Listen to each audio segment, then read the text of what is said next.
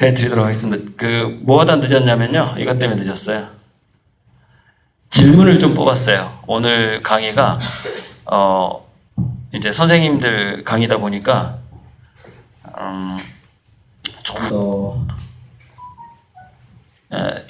생각해보는 뭔가, 다른 4차 산업혁명에 대한 강의는 유튜브에 보면은 다 나와 있을 것이고, 그럼 지금까지 유튜브에서 그 누구도 4차 산업혁명에 대해서 강의했던 그 누구도 하지 못했던 질문과 생각과 대답을 오늘 하고 싶었어요.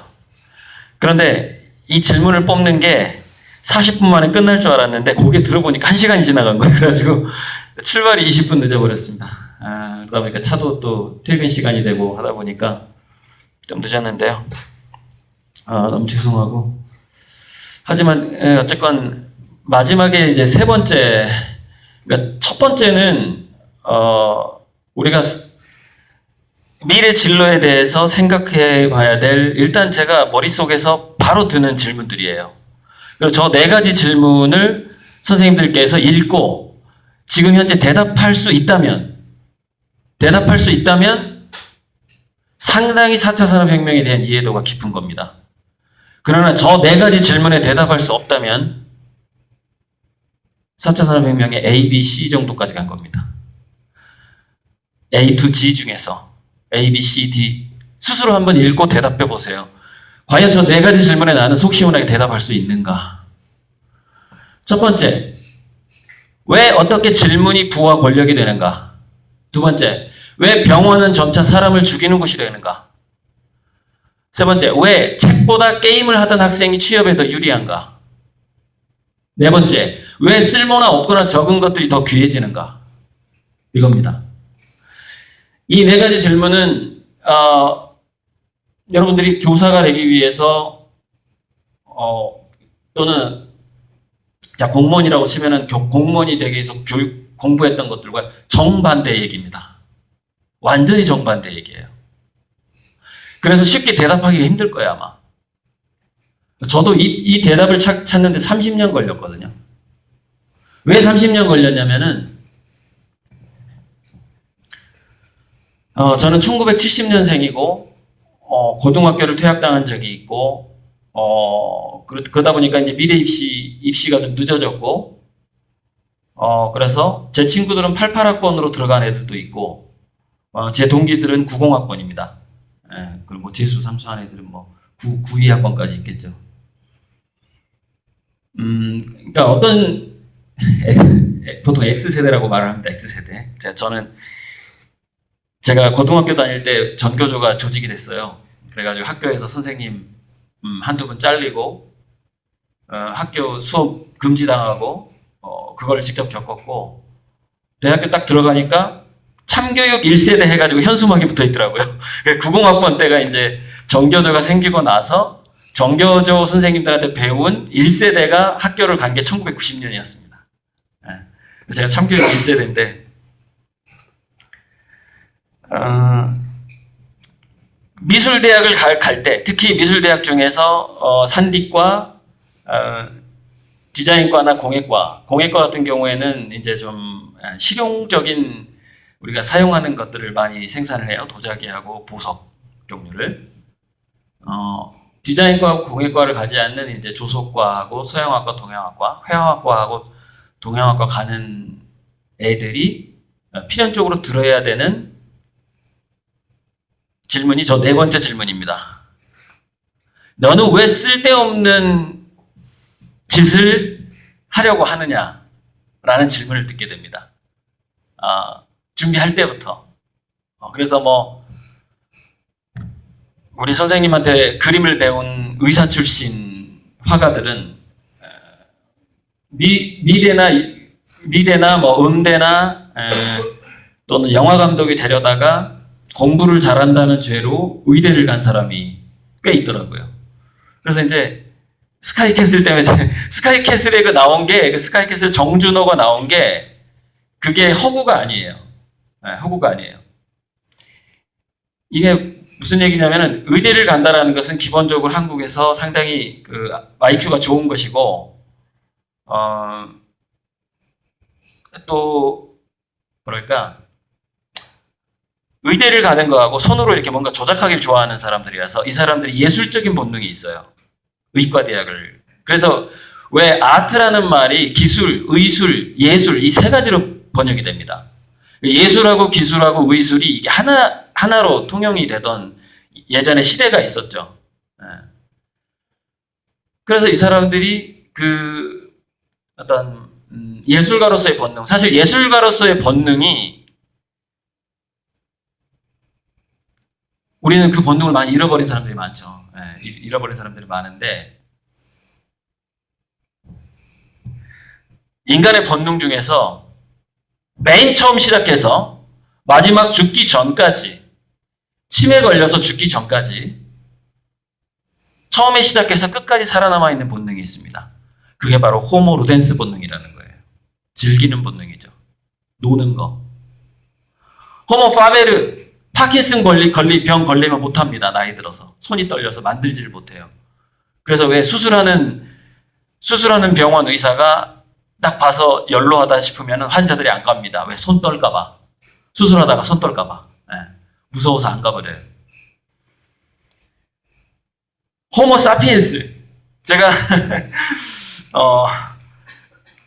상상고에서 국어 선생님 하는 친한 선배가 있습니다. 한 달에 1년에 한 3번쯤 술을 마시는 선배가 있는데 눈이 안 보여서 책을 못 읽겠다는 거예요. 이제 그 선배가 곧 60이 되는데 아니 예전처럼 그러니까 책을 읽지 못하도록 하는 요소가 이 시력이 나빠져가지고 노안이 오면서부터 이게 책을 못 읽겠다는 거예요. 그러면서 하는 얘기가 인간은 나이 50 될 때까지 공부한 걸로 써먹다가 죽는다 이런 얘기를 하는 거예요. 제가 이제 50이 됐는데 올해 저는 절대로 그 선배의 전철을 밟지 않겠다. 100살까지 공부하겠다. 라고 마음을 먹고 안경점에 가서 안경을 4개를 맞췄습니다. 4개. 그 다중초점뿐만이 아니라 독서용 안경, 그러니까 그림용 안경, 이게 초점이 달라요. 그림 그릴 때, 정밀 묘사할 때하고, 책 읽을 때하고, 일상생활 할 때하고, 운전할 때 초점이 달라요. 그러니까 얘가 이제 탄력이 잃은 거야, 이제. 눈 근육이. 이게 수정체를 잡아주는 근육이 탄력을 잃어가지고, 저기, 변화력이 없는 거야. 맨 밑에. 변화력하고 저하력이 없는 거예요. 떨어진 거예요. 이제 수정체를 잡아주는 근육이. 그래가지고 안경을 4개를 맞췄어요. 사실 5개 맞췄습니다. 하나는 뭐냐면 영화 볼 때 쓰는 안경이에요. 제가 영화 보는 걸 좋아하거든요. 안경 5개 맞추는데 한 50만 원 이상, 한 60만 원 든 것 같아요. 60만 원. 선글라스까지 한 6개 있구나. 선글라스까지. 영화 보는 거, 선글라스, 책 보는 거, 그림 그릴 때 쓰는 거, 일상 쓰는 거 뭐 이렇게 해가지고 아무튼 그 의사들이 제가 이제 그 두뇌 사용 설명서란 책에 제가 선물할 책에 나오는데 세상에서 발암률이 가장 높은 직업 2위입니다. 의사가. 의사는 2가지 원인 때문에 발암률이 가장 높아요. 세상에서 발암률이 가장 높은 직업 1위는 발암 물질을 직접 만지는 사람들입니다. 그 사람들이 발암률이 제일 높아요. 그런데 발암 물질을 직접 만지지 않음에도 불구하고, 물론 살짝 노출되긴 합니다. 의사가 치료를 하다 보면은. 발암 물질을 직접 만지지 않음에도 불구하고, 의사들은 왜 발암률이 일반인의 몇 배인 줄 아세요? 평균 16배가 높습니다. 암에 걸린 의사가 16배예요. 웃기죠? 암은요, 현대의학에서 특이하게 정복하지 못한 거예요. 정복을 못해요. 특이하게. 통계 나온 거 다 거짓말입니다. 여러분, 왜 5년 생존율이라고 하는 줄 아세요? 6년째부터 재발하면 그게 골치 아파지거든요. 그러니까 5년 생존하면은 살았다라고 통계를 내기 시작한 거예요, 그게. 아무튼 재밌는 일이 많습니다. 여러분, 교통사고 났을 때요. 자꾸 새끼를 세는데, 교통사고 났을 때 보험회사에서 보통 합의 볼 때, 병원에 입원하고 뭐 치료하고 합의 볼 때 2주 내에 합의 보죠. 보통 그러거든요. 왜 그런 줄 아세요? 후유증이 3주 때부터 나타나기 때문에 그렇습니다. 합의 빨리 끝내야 돼요. 교통사고 났을 때 인간은 본능적으로 체내에 모든 근육하고 뼈가 긴장을 하게 됩니다. 그게 완벽하게 풀어지는데 2주가 걸린다는 거예요. 그래서 2주 전에는 아픈 데가 잘 드러나지 않는 거예요. 그러니까 병원에 3주를 입원을 해야 되는데 바쁘잖아요, 다들.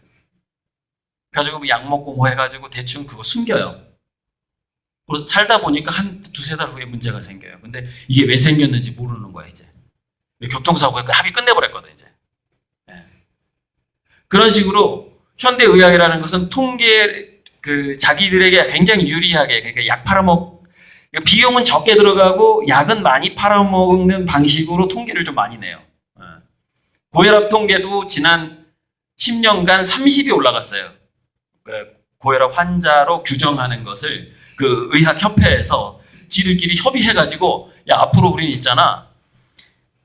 고혈압이 처음에는 뭐 예를 들어서 150 넘으면, 180 넘으면 고혈압 환자라고 그러자. 그때부터 약을 우리가 처방하도록 하자 그랬는데 10년 동안 30이 내려와. 180, 170, 160 이렇게 내려오니까 어떻게 돼요? 세상에 3분의 1이 고혈압 환자가 돼버린 거예요. 주변에 약 먹는 어르신들 엄청 많아졌죠. 일본에서 우리가 지금 그러니까 이것도 하나의 질문입니다. 질문력이에요. 왜 30을 낮췄을까? 뭐 이런 거거든요. 질문력이라는 거는. 왜 그 혈압 병이라고 규정짓는 고혈압 기준을 왜 30을 낮췄을까? 의사들은. 뭐 이런 중요한 질문이죠.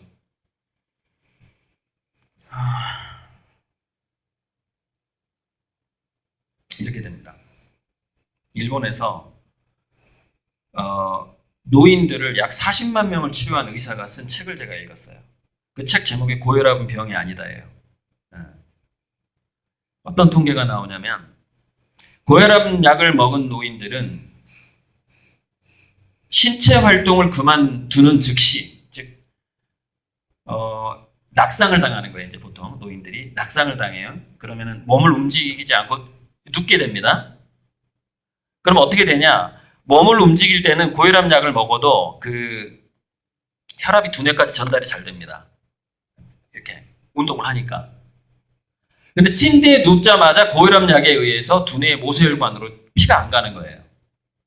그래서 고혈압 약을 먹는 노인들이 낙상을 당하면 거의 90% 이상이 치매가 돼버리는 거예요. 급속도로 치매가 진행되는 거예요. 왜? 두뇌 모세혈관에 피가 전달이 안 돼버리는 겁니다. 우리나라에도 무수하게 많을 겁니다. 지금 그런 노인들이. 우리 엄마 갑자기 병원에 가더니 치매기가 심해졌어. 원인을 모르고 있어요. 그 원인이 고혈압 약입니다. 그 원인이. 일본에서는 20만 명 이상 진단을 했어요. 그 의사가. 너무 위험하다. 무슨 얘기냐면은 의사는요. 그 사람이 치매가 걸리면은 원인이 너무나 많기 때문에 피해갈 구멍이 너무 많은 거예요. 피해갈 구멍이. 그런데 심근경색이나 뇌출혈을 당하면 그 사람이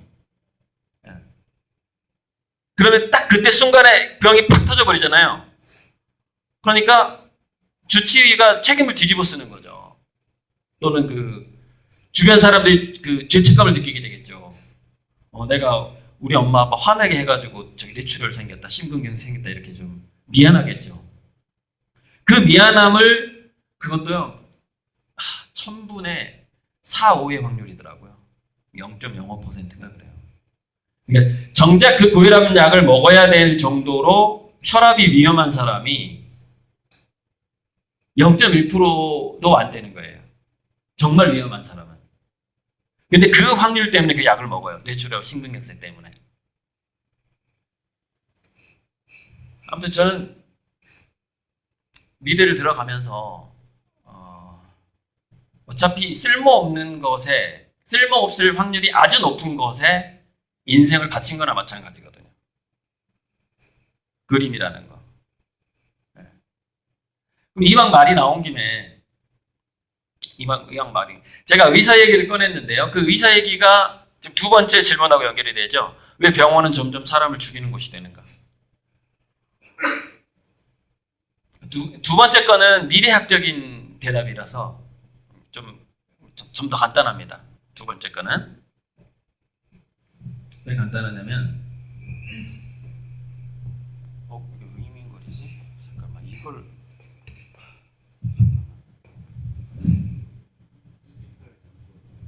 스피커 때문일까요?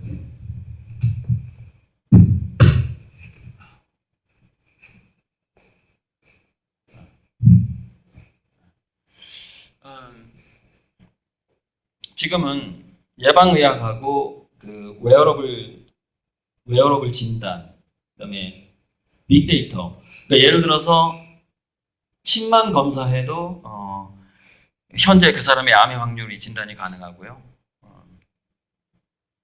또 이런 기술이 있어. 피 한 방울이면은 15년 후에 암에 걸릴지 말지 진단이 돼요.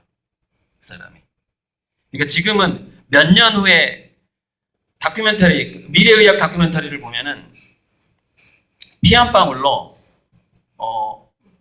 내 몸에 있는 전체 미네랄 수치가 분석을 하는 그런 의사가 있어요. 의사인지 과학자인지 정확히 모르겠는데 아무튼 영상에 나옵니다.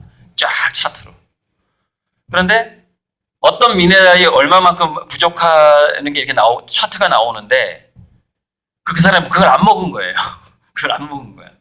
그러면은 특정 미네랄이 부족할 때 특정 병이 몇 년 후에 그게 누적되면 몇 년 후에 생긴다가 예측이 가능한 거예요. 그래서 매일매일 내 몸에서 부족한 것을 채우라고 인공지능이 얘기를 해주는 거예요. 그런 식으로 예방이 가능하죠. 그리고 미래에는요, 운동을 하지 않을 수가 없거든요.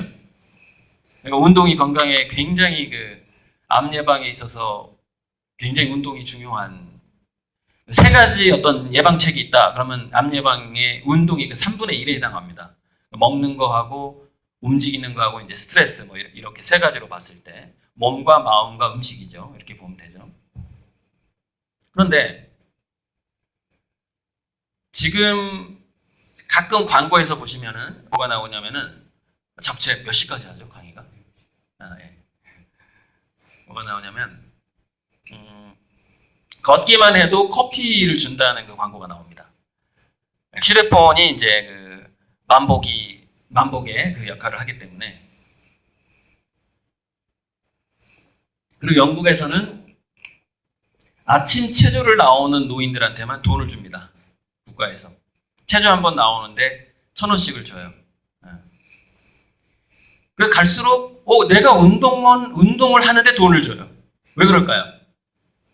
그거를 계산을 해보니까 나중에 의료보험료 나가는 것보다 훨씬 싼 거예요. 미리 이 사람을 1,000원 주고 움직이게 하는 게 이 사람이 병원에 들어 누워가지고 그 나가는 비용, 그거를 죽일 수도 살릴 수도 없고 국가가 다 책임져야 돼요. 그 사람 누워버리면. 그 비용을 비교했을 때 거의 한 100배 차이 정도 날 겁니다. 10배에서 100배.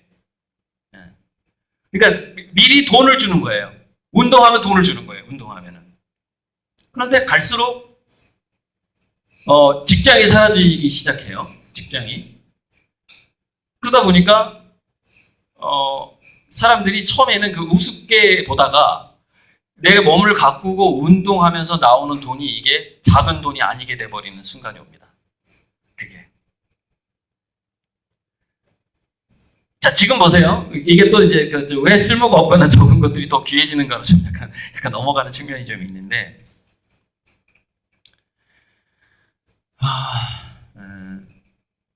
우리는 지금까지 이렇게 살았단 말이죠.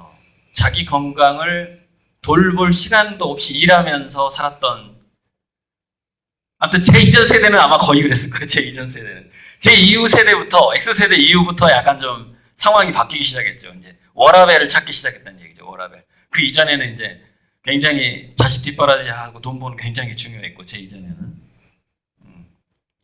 그랬는데 이게 워라밸로 쭉 점점 가다가 이렇게 되는 거예요. 이렇게 되는 거예요. 인공지능이라는 게 이제 등장하기 시작하는 거예요. 인공지능. 자동화, 지금 현재 이제 자동화 1단계 정도 된단 말이죠. 그럼 자동화 2단계, 3단계, 4단계 쭉쭉 갈 텐데, 이렇게 가다 보면은, 여러분, 그러니까, 톨게이트 표 받는 사람하고요. 표 받는 사람하고, 또 어떤 직업이더라? 그러니까 무슨 얘기냐면 지금은요 어떤 직업이 점점 많아지고 있냐면 자동화가 가능한데 그것을 자동화하면은 실업자가 갑자기 많이 생기기 때문에 국가에서 전략적으로 어떤 특정한 부분에는 인공지능 자동화를 지연시키는 직업들이 지금 많아지고 있습니다. 지연시키고 있다고요. 근데 기업들은 지연시키지 않죠. 국가에서는 지연시켜요. 왜냐면 국민들의 아시죠? 소득주도 성장 때문이겠죠.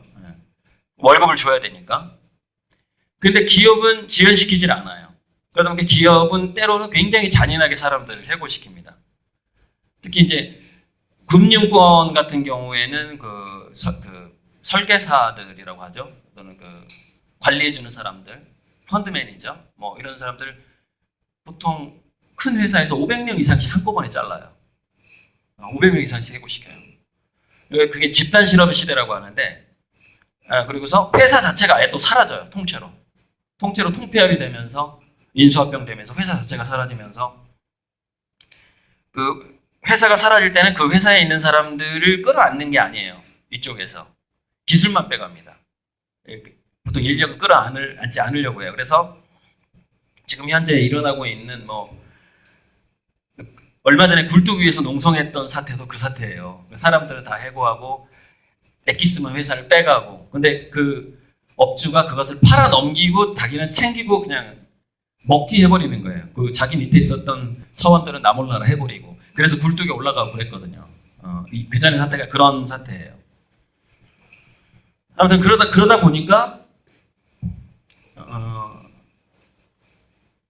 보니까 점점 인간들이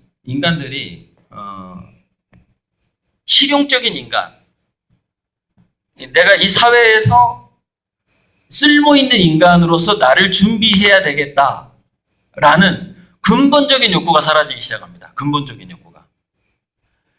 그래서 지금 어린애들은 대부분 그 근본적인 욕구가 거의 없다고 보시면 돼요. 그래서 스카이캐슬에서 이제 공부를 즐기면서 긍정적으로 하는 애가 있고 또 한 애는 억지로 끌려서 한단 말이죠. 그래서 거부하고 그러죠. 공부 포기하고. 그런데 지금은 억지로 뭔가를 공부하려고 하는 그 본능 자체가 아이들이 본능 자체가 거의 이제 아마 없는 걸 많이 발견하시게 될 거예요. 전혀 새로운 세대가 된 거군요. 실용성을 포기하는 세대가 된 겁니다. 내가 직업인으로서 자기 자신을 준비하는 시대가 끝나가고 있는 거예요. 그런 세대들을 계속해서 앞으로 만나게 될 겁니다. 선생님들은 은퇴하시기 전까지. 자, 그리고 계속해서 기업들은 잔인하게 자동화를 해 나갈 것이고 그러면은 지금은 이제 그거를 프레카리아트 세대라고 그러는데 불완전한 비정규직 노동자들이라고 합니다. 불완전한 비정규직 노동자들이 점점 많아지는 이제 시대가 과도기가 되는 것이고 그러다가 그들까지도 그러니까 지금 김제에 가면은 딸기 따고 토마토 따고 하는 외국인 노동자들이 많이 있거든요.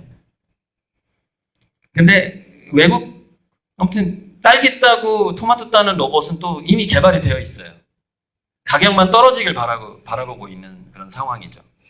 그러니까 아주 사소한 것까지. 저는 굉장히 로봇이 대체하기 힘든 직업 중에 몇 가지가 있는데 화장실 변기 청소하는 게 저는 굉장히 힘들 것 같은 생각이 들어요. 변기가 아래쪽까지 섬세하게 닦는다는 게. 변기. 그런데 보통 어떻게 될까요? 변기 닦는 로봇이 나오기 전에 어떻게 될까요? 세척할 필요가 없는 변기가 나오겠죠. 세척할 필요가 없는 변기가 나와버리겠죠. 자동 관리해버리는 변기가 나오겠죠. 아무튼 그런 식으로 쭉 되다 보니까 아이들이 인간은 본능적으로 호모 루덴스고 즐길거리하고 보람 그리고 자기만의 자존감 그러니까 생명체는 두 가지 본능을 절대 포기하지 못하는데 뭐냐면은 생존을 위한 사냥 본능하고 번식을 위한 사랑 본능을 포기를 못합니다. 생명체는 아주 특이하게 포기하는 사람들이 있긴 하지만 잘 포기를 못해요. 그 두 가지를. 그래서 생존을 위한 사냥 본능하고 사랑 본능이 보통 이제 어디로 가게 되냐면은 가상현실로 가게 됩니다. 점점 가상현실. 게임을 통해서 가게 되는 것이죠. 그래서 최근에 그 영화관에 가셨거나 아니면 한 달 전쯤까지 그 광고가 나왔었는데 게임이에요. 소셜 게임인데 게임을 잘하는 사람에게 주는 돈을 그 회사에서 이제 그 게이머들 모집하기 위해서 모집을 해야 뭐 광고도 하고 아이템도 팔고 그래야 이제 게임 회사가 먹고 사니까 모집을 하기 위해서 돈을 내걸었거든요. 이 돈을 게임 잘하는 사람한테 나눠주겠다라고 광고를 많이 했어요. 그 돈이 1,000억입니다. 1,000억을 나눠주겠다는 거예요. 게임만 잘하면. 여러분도 최근에 그 TV 선정까지 나오는 그 박막래라는 유튜브 구독자 65만 명 정도 되면은요, 한 달 수입이 거의 3천만 원 정도 합니다. 광고비만. 그 CF 출연료 말고. 우리나라에서 돈을 가장 많이 번 유튜버가, 지난 1년 동안 유튜버가 7살짜리인가 그래요. 장난감 가지고 노는 애예요. 연봉 10억을 넘었어요, 걔가. 장난감만 가지고 노는데.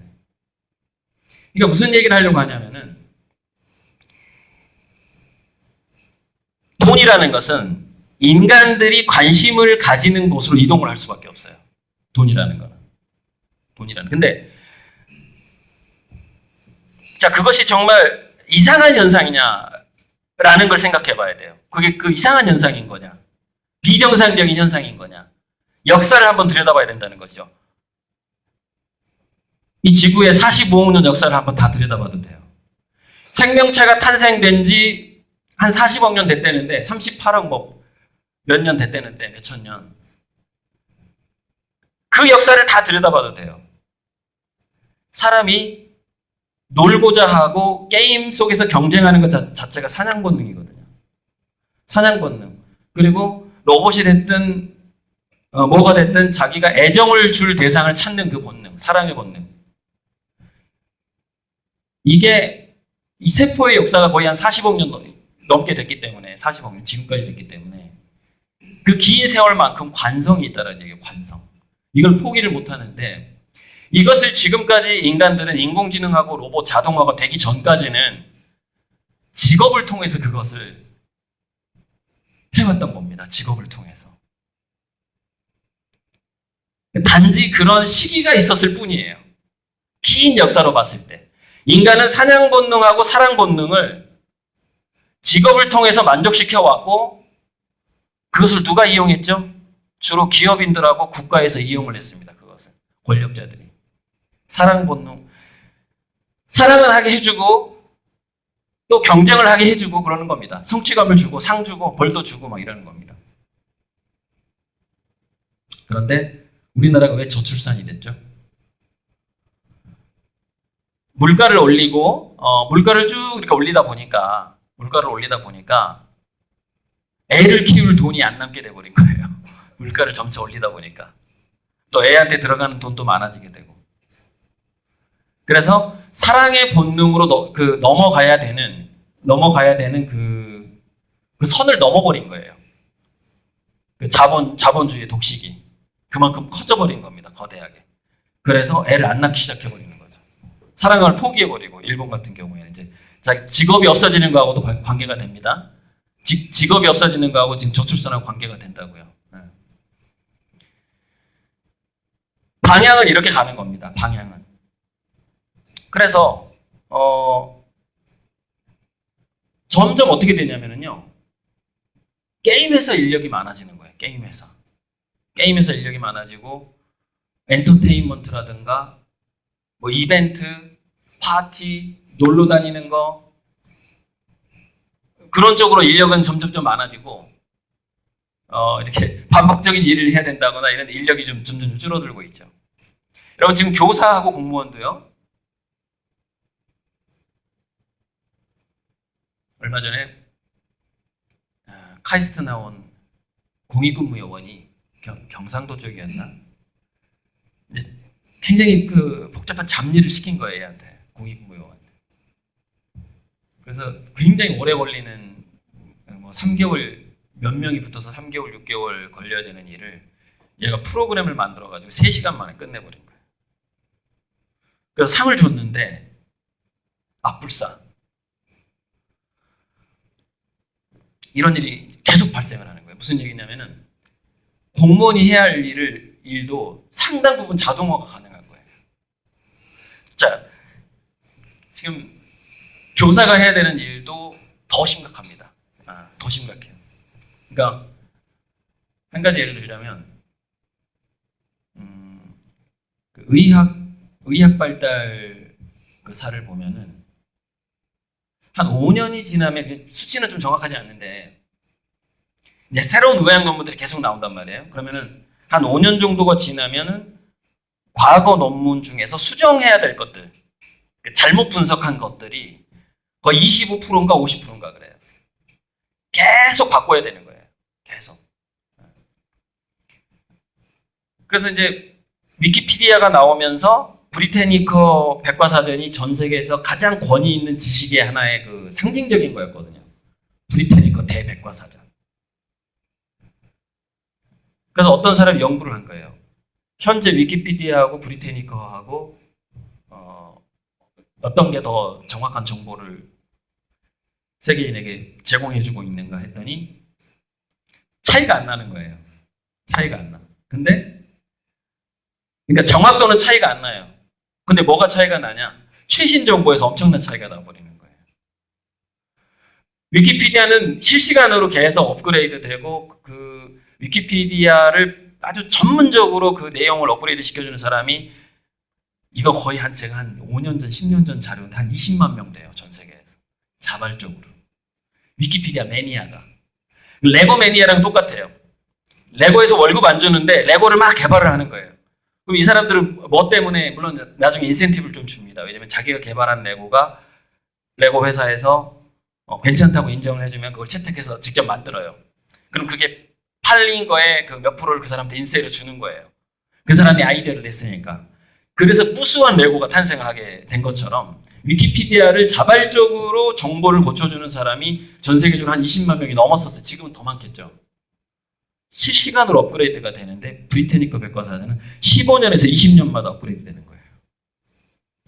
그래서 브리테니커에서 두 손 두 발 딱 다 들고 미안해, 아니 미안해가 아니라 그래 졌어, 나 졌어. 브리테니커를 전부 온라인으로 바꿔버렸습니다. 그래서 종이책이 더 이상 생산되지 않아요.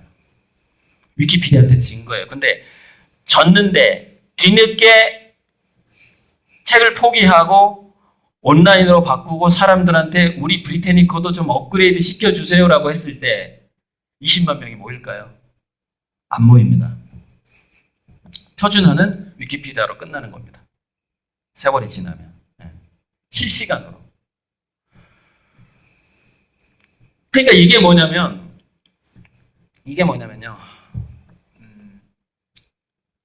제가 이제 교육청이나 교육계 강의를 다니면서 지속적으로 외치는 게 유치원 때부터 동아리화 하지 않으면 안 된다라는 거예요.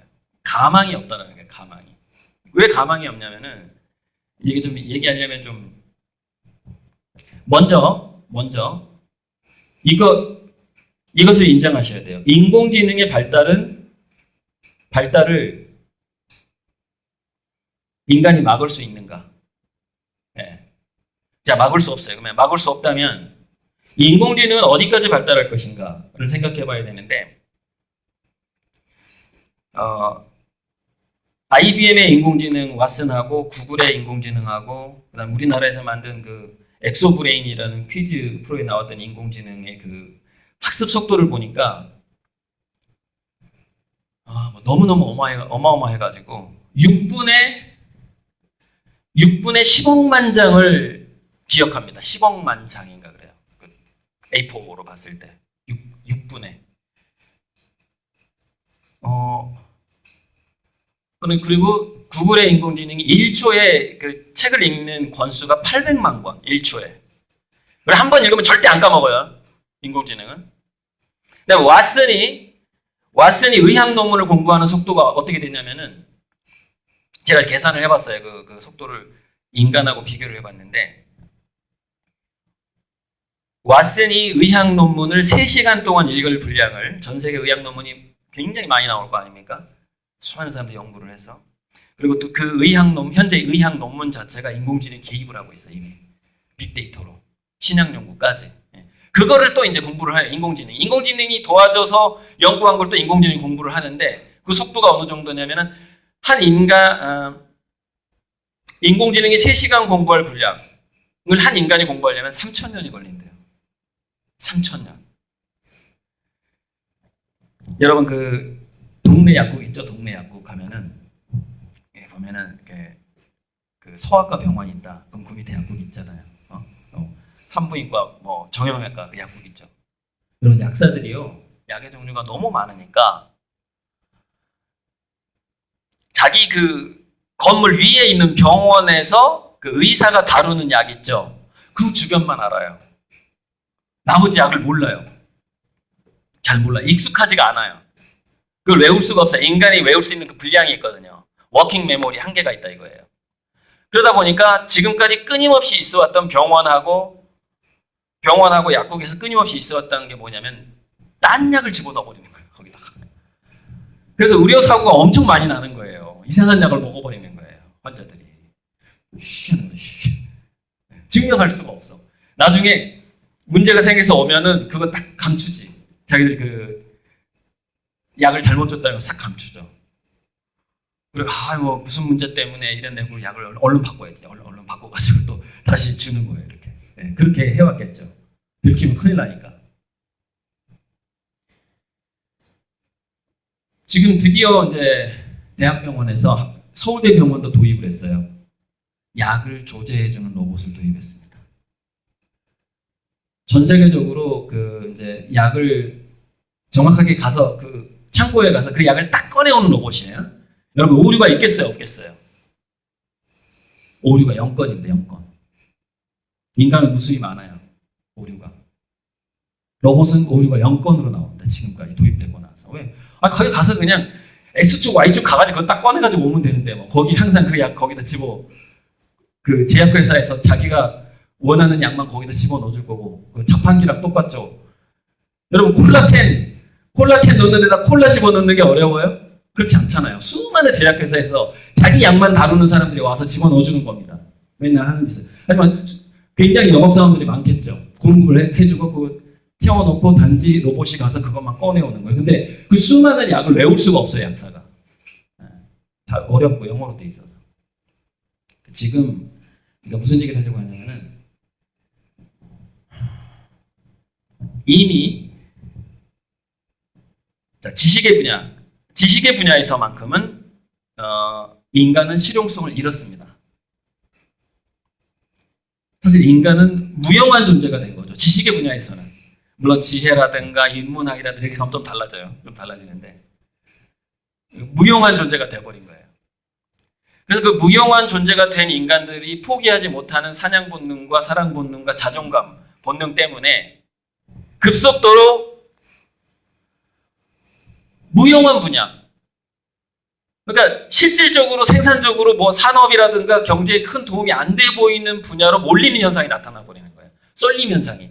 거기서 자존감을 채우고자 하는 욕구가 생겨나는 것이죠.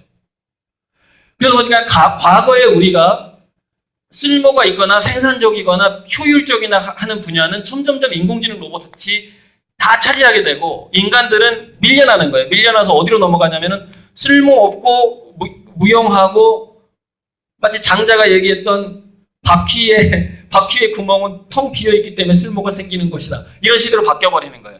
인간은 과거에 뭔가 머리를 막 집어넣고 채워넣는 그렇게 살다가 비우는 게 더 좋은 상황으로 지금 가버리는 거죠.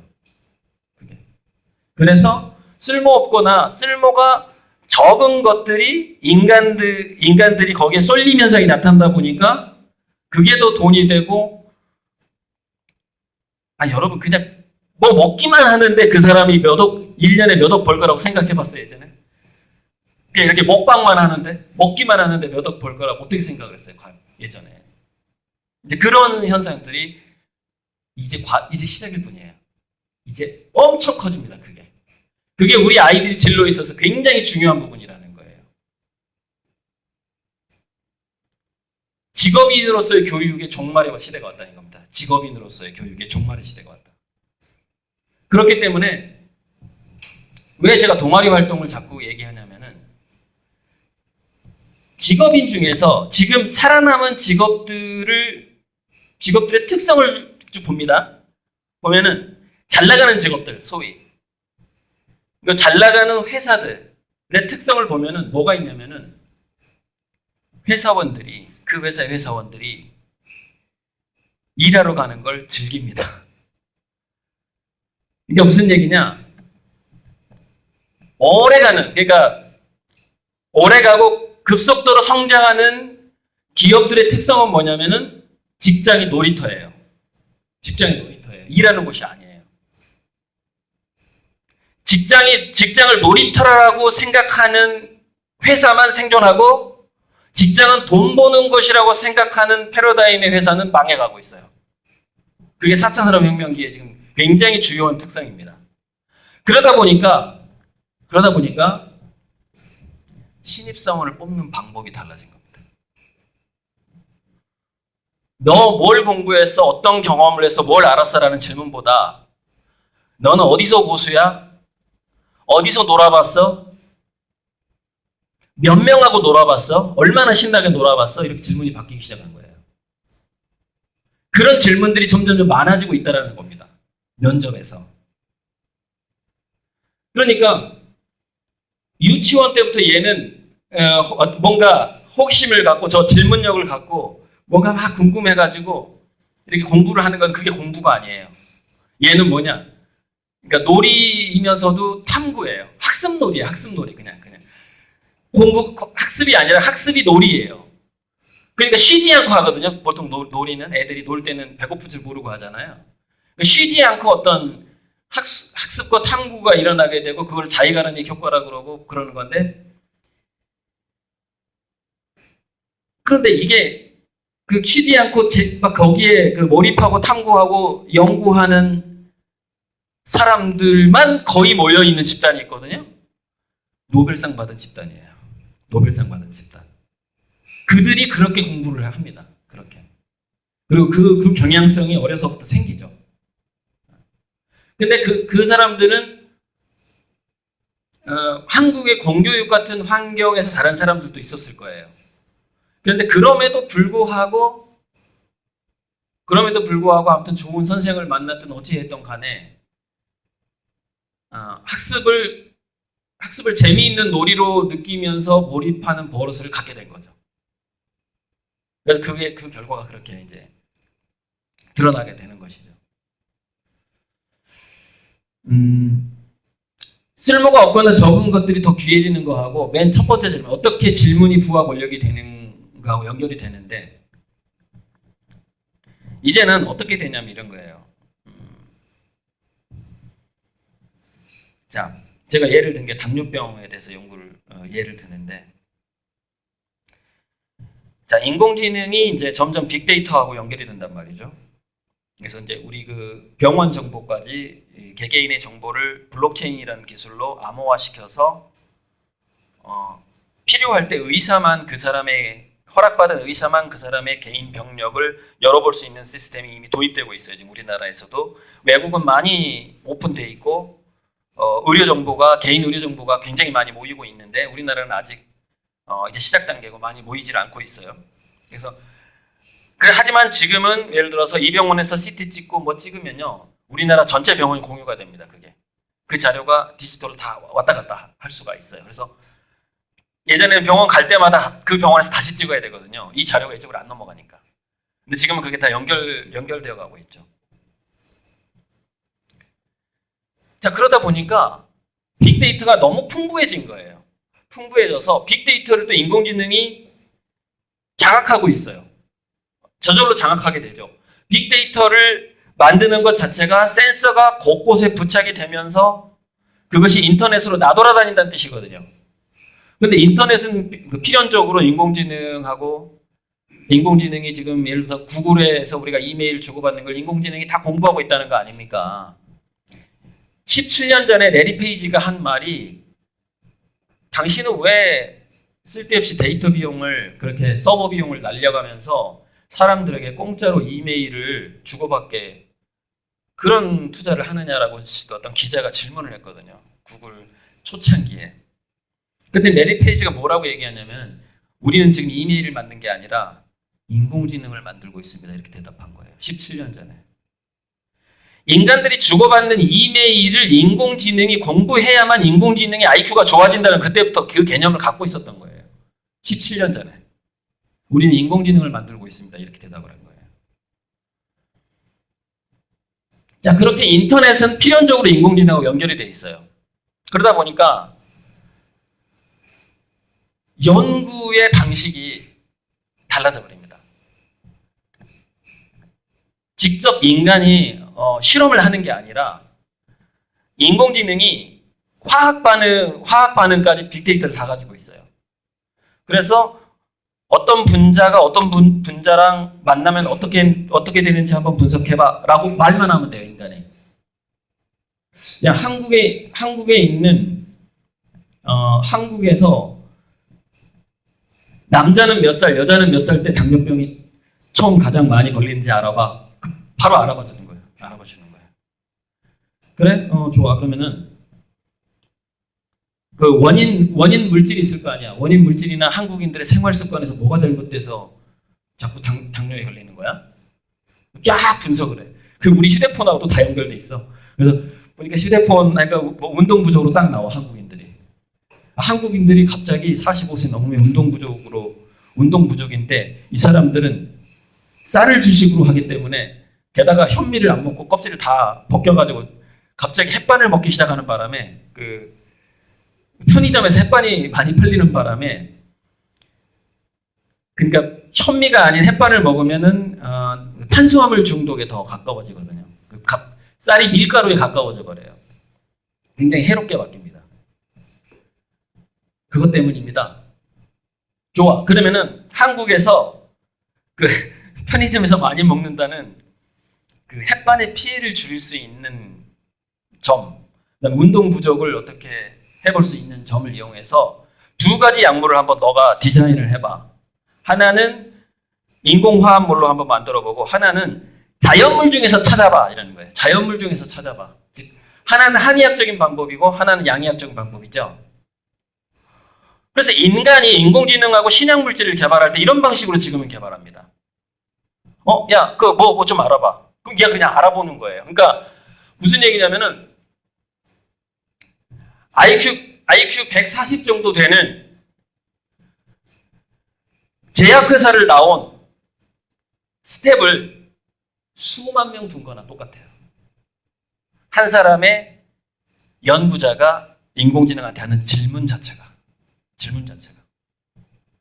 자, 그런데 인간은 뭐가 있죠? 퍼스트에 대한 맨 처음에 대한 갈망이 있죠. 1등에 대한 갈망도 있잖아요. 맨 처음 아이디어는 그 아이디어는 누가 냈는 것에 대한 갈망이 있죠. 그죠?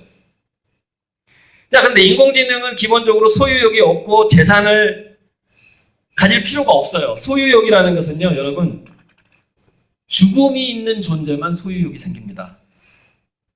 죽음이 있는 존재, 안 먹으면 죽는 존재. 거기서 또 소유욕이 진화를 하게 되거든요. 인공지능 로봇은 소유욕이 발달하기가 굉장히 힘들어요. 왜냐하면 얘네들한테는 죽음이란 개념이 없거든요. 죽음이란 개념이. 그래서 물론 간혹가다 나중에 디자인하면 그 나올 수는 있는데, 그래서 무슨 얘기냐면 인공지능이 아무리 신약을 개발을 해준다고 해도 그 약의 이권이 인공지능한테 가지 않습니다. 물론 처음에는 인공지능을 소유하는 회사한테 가긴 가요. 과도기적으로. 그러나 인공지능은 필연적으로 다 연결되게 돼 있어요. 전 세계가 하나로. 연결되게 돼 있어요. 그러면 법률이 어떻게 바뀌느냐면 누가 그 질문을 처음 했는가로 바뀌어버려요. 인류를 위해서 굉장한 신약이 개발되었고 굉장한 신소재가 개발되었고 굉장한 발명품이 나왔는데 개발은 99%를 인공지능 로봇이 했어요. 모든 제작 공정까지 인공지능 로봇이 다 그것을 찾아서 만들었어요. 누구 때문에? 맨 처음 질문한 사람 때문에. 맨 처음 질문한 사람 때문에. 모든 저작권이 그 사람이 주어지게 됩니다. 그게 미래 사회예요. 이 경향성은 지금도 있습니다. 지금 이제 시작하고 있는 거, 이게 앞으로 갈수록 커진다는 거예요. 그래서 우리는 아이들에게 어떤 힘을 줘야 되는가? 밑에서 세 가지예요. 질문력, 변화력, 조화력이에요. 여기에 이 질문력, 변화력, 조화력은 물론 우리가 학교에서 배우는 지식하고 다 관련되긴 합니다. 관련되긴 해요. 뭘 알아야 질문을 할 것이고, 뭘 좀 다른 방법을 알아야 변화를 줄 것이고, 또 남들을 알아야, 다른 사회와 인간을 알아야 조화를 하겠죠. 인간들끼리 조화가 중요하니까요. 근데 저 질문력하고 변화력하고 조화력을 가르치는 방식, 그러니까 가르치는 게 아니에요. 이거 뭐냐면요. 질문력하고 변화력하고 조화력을 가르치는 게 아니라요. 습관화 시켜야 돼요. 습관화 시켜야 되는 거죠. 그럼 먼저 선생님들이 저 세 가지 방식으로 살아야 된다는 결론이 나와요. 가족에 있는 어른하고 선생님이. 저 세 가지 방법으로 살아야 된다는 그런 결론이 나오게 되거든요. 그걸 아무리 생각해봐도 그게 동아리 방식이더라고요. 학습 동아리가 됐든 무슨 사회 문제를 탐구하는 어려서부터 사회적 기업을 창업하는 그런 창업 동아리가 됐든 또는 과학 동아리가 됐든 또는 노는 게 됐든 간에 그 동아리 방식으로 얘네들의 두뇌가 돌아가야만이 또 질문하게 되고 이 위기를 극복하기 위해서 또 더 발전하기 위해서 질문하게 되고 변화하게 되고 조화하게 되고 저거 세 개가 계속 반복되는 거예요. 질문하고 변화하고 조화하고 질문하고 변화하고 저거 이 반복적인 습관이 애들에게 전달되지 않으면 안 되는 상황이 된 거죠. 그러니까 직업을 위한 교육의 종말이 와야 되는 이유가 그야말로 안정적인 직업이 이제 사라져버린 거예요. 정말 사라져버렸어요. 정말로. 교사 공무원도 안정적이지 않아요. 이런 게 있어요. 빚으로 계속해서 국가에서 빚을 내서 월급을 줘야 되는 상황이에요. 공무원들한테. 지금 이미 올해까지만 그게 적자가 아닐 거고요. 세금이 좀 많이 들어와서 내년, 내후년부터 적자로 돌아섭니다. 이제 월급 주는 게 국가가 빚을 내야 돼요. 월급 주는 게. 그 상황이 한동안 갈 거예요. 아마 한동안. 한 20년 정도. 영국 그 월급 루팡이라는 개념이 있잖아요. 궤도 루팡 대신에 월급 루팡. 특별히 기여한 바 없이 월급 타가는 사람이 일반 기업에도 있습니다. 어디나 다 있어요. 어디나. 그런데 그 월급 루팡이요. 지금은 사생활 보호법에 의해서 보호가 되겠죠. 그런데 어느 순간 그걸 보호하지 말자는 운동이 일어날 거예요. 왜? 세금을 줄여야 되니까. 그래서 굉장히 낯뜨겁고 얼굴을 들지 못하는 현상도 아마 공무원 사회에서 일어나게 될 겁니다. 앞으로. 월급 루팡이 잡혀버리는 거예요. 나는 하루에 국민과 시민에게 봉사를 어느 정도 하고 월급을 얼마를 받는가가 플러스 마이너스로 계산이 돼버린다는 얘기예요. 물론 그걸 볼 수 있는 사람만 보겠지만, 제한하겠지만 그런 식으로 변해갈 거라는 거죠. 그런 식으로. 자, 2번 얘기했고요. 1번 얘기했고요. 3번 꽤 많이 이런저런 얘기 속에 포함됐고 4번 얘기했고 3번이 뭐냐면 제 유튜브에 딱 들어가면 첫 방문자, 첫 화면이 코엔 박사, 미국의 아무튼 코엔 박사인데, 코엔 박사가 쓴 책을 제가 이제 그 얘기 3분짜리 화면이 나옵니다, 유튜브에. 고리들 그 TV에 들어가면은. 어떻게 된 거냐면은,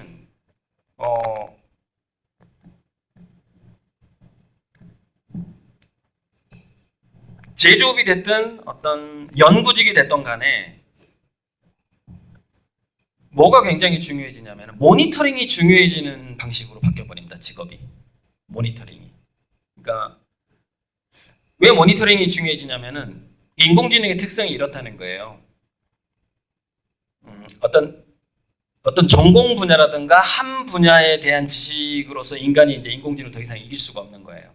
뭐 의학 저널이다, 뭐 의학 논문이다, 뭐다 그러면 거기에 대해서 인공지능이 이제 너무 많이 분야별로 인간이 접근할 수 없을 정도로 많은 지식을 가지고 있어요. 그런데 아직까지는 이게 약한 인공지능이기 때문에 자기들끼리 손을 잡고 지식의 통합, 어떤 지평의 융합, 경지의 융합을 아직은 잘 못하는 거예요. 근데 이 과도기가 미래학자들의 전망에 의하면은 2030년에서 오래 가면 2045년까지 가요. 강한 인공지능이 언제 등장할 것이냐라는 예측이 있단 말이에요. 그러니까 양자 컴퓨터 이후에 전 지구인의 IQ를 합친 것만큼 영리한 인공지능인데 그 인공지능이 전 지구인의 지식을 또 융합해낼 수 있는 강한 인공지능이 나온다는 거예요. 융합이 가능한. 근데 그 강한 인공지능이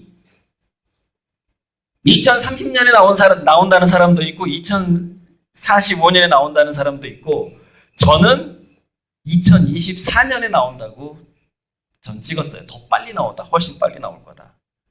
라고 저는 이제 재밌잖아요. 도박. 도박을 걸어보는 거죠. 양자 컴퓨터는 강한 인공지능이라고 볼 수 있는 양자 컴퓨터가 2024년에 개발되고 2025년에 선을 보일 것이다라고 저는 딱 선언을 해버렸어요. 이미 수많은 강의에서 얘기했고 책에서 썼어요. 생각보다 더 빨리 온다는 얘기죠. 제 느낌은 그래요. 근데 어쨌건 그 강한 인공지능이 등장하게 되면은 인간의 역할 중에서 뭐가 끝나냐면은 모니터링하고 이거하고 이것을 한번 조합해봤으면 좋겠다. 연구의 방향을 아까 그 당뇨병 연구처럼 이렇게 연구해서 이런 걸 분석해서 이런 식으로 한번 약을 개발했으면 좋겠다라고 생각하는 그것을 인간이 했단 말이에요. 지금까지 그것을. 근데 그 영역까지 들어와 버리는 거예요. 강한 인공지능이 등장하게 되면. 그런데 낙관적으로 그런 강한 인공지능이 등장을 해서 인간의 상상력하고 융합력까지도 갖게 될 날이 좀 길게 잡아서 그게 이 지구상에 다 퍼지는 것이 한 2050년이라고 잡자 이거예요. 2050년이라고. 그러면 지금 중고등학교를 다니고 초등학교 다니는 애들이 할 수 있는 일이 있잖아요. 그죠? 할 수 있는 일. 인공지능에게 어떤 걸 연구하라고 명령할 수 있고 연구한 것을 한번 A와 B를 섞지 말고 A와 F를 한번 섞어봐라고 명령할 수 있는 거예요. 인간에.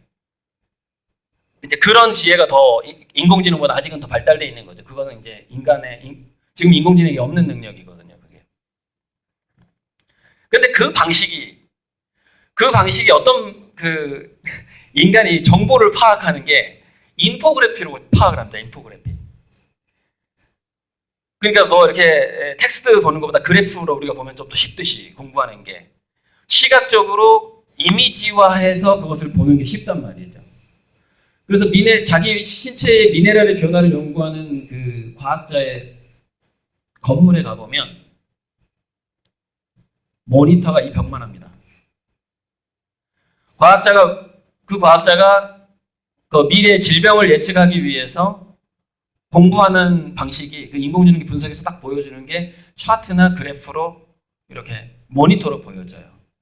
큰 모니터. 시각적으로 그것을 그림으로 인식할 수 있게 해줍니다. 그런데 한번 그 그래프가 인식이 되면 어떻게 되냐면은 이렇게 가르쳐 줍니다. 야, 이 그래프가 이만큼 떨어지면은 이것은 미래에 어떤 질병의 위험성이 있는 거야. 이게 이렇게 떨어지면 이렇게 있는 거야. 이렇게 이제 신입사원한테 가르쳐 주는 거예요. 왜 인공지능이 그래프까지는 만들어 주는데 그 그래프를 이용해서 어떤 연구를 해야 되고 어떤 것과 연결해야 되는 것까지 아직 못하니까 그걸 저는 2050년까지 본다 이거예요. 낙관적으로. 그런데 바로 그렇게 화면에 이미지를 파악을 하고 또 다른 이미지를 파악하고 그것을 융합하는 능력이 테스트를 보는 것보다 게임을 하는 애들이 더 많이 발달을 하는 거예요. 게임하는 애들이. 게임하는 애들이 다 이미지로 하잖아요. 이미지 파악 능력이 훨씬 좋은 거예요. 책으로 공부했던 애들이 취직을 해도 못 따라가요. 인턴십에서 다 떨어집니다. 대부분 모니터링하는 직업이 많아져 버리는 거예요. 모니터링하는 직업이. 이게 이렇게 변하면 이건 이거야. 이건 이렇게 변하면 이건 이거야. 그때는 이걸 터치해서 이걸 해야 돼요. 물론 기본 지식이 있어야 되는데 파악 능력이 게임을 많이 했던 애들보다 확 떨어져 버리는 겁니다. 파악 능력이. 그러니까 테스트로 뭔가를 공부한다는 것은 어떤 특정 분야에서 지식을 깊게 쌓아 올리는, 누적시키는 데는 아주 적합합니다. 아주 적합해요. 그런데 지식을 깊게 쌓아서 누적시킨 것 속에서 엑기스를 뽑아내려고 해도 물론 그 공부가 적합합니다. 그런데 그게 인공지능이 지금 이미 잘한다고요. 이미 잘한다고요. 그럼 중요한 건 뭐냐면 여기서 엑기스를 뽑아낸 거, 여기서 엑기스를 뽑아낸 걸 이게 서로 섞는 능력이 필요해진 거죠. 그러다 보니까 그 능력이 근데 어떤 애들한테 많이 나타나냐면 다전공자, 전공이 많은 사람, 이것저것 막 전공이 많은 사람. 그래서 여러 분야에서 상당한 지식이 있거나 경험이 많은 사람이 그 능력이 발달을 하고 또 하나는 직관적으로 모니터링을 잘하는 해서 그러니까 무슨 얘기냐면은 모니터링을 잘하는 애 위에 또 상위 모니터링하는 사람이 있는 거예요. 그럼 이 상위 모니터링하는 사람은 얘한테 그것만 시키는 거예요. 너는 이것만 분석해서 뭐가 이상이 있으면 이렇게 해서 일단 나한테 보고를 해봐. 뭐 이런 식으로 시키는 거죠. 그래서 그 직원들이 필요한 거예요. 그러니까 게임을 잘했다는 애들은 모니터링하는 직업을 하게 되고 그 위에는 또 이제 다전공자들이 또 그 위에 그 자리를 차지하게 되죠. 그러나 한 인간이 여러분 5개, 6개 전공할 수 있어요? 그거는요 타고난 공부벌레나 천재 아니면 힘듭니다. 여러 전공을 깊이 있게 안다라는 것은 한 과목 하기도 힘든데 한 과목 전공하기도 힘든데 그러니까 그 소수의 천재들이 그 기업에 배치를 하게 되고 그 기업에서는 그 소수의 천재들이 누구를 요구하느냐 모니터링을 잘하는 인력을 요구하게 되는 거예요. 그래서 게임하던 애들이 취업해서 인턴십에 통과할 확률이 올라가 버립니다. 놓쳐버려요. 책으로 공부하는 애들은 그 인턴십에 통과를 못 해버리는 거예요. 이런 상황이 계속 이미 발생하고 있어요. 미국에서 발생하고 있어요. 그 경제학자가 분석한 겁니다. 미국의 상당수의 기업에서 게임 방법이 도입되고 있다는 거예요. 그리고 4차 산업혁명이 진행될수록 그런 아이들이 직장에도 적응을 잘한다는 거예요. 공부했던 애들은 적응을 못하고 이런 상황이 발생하고 있는 겁니다.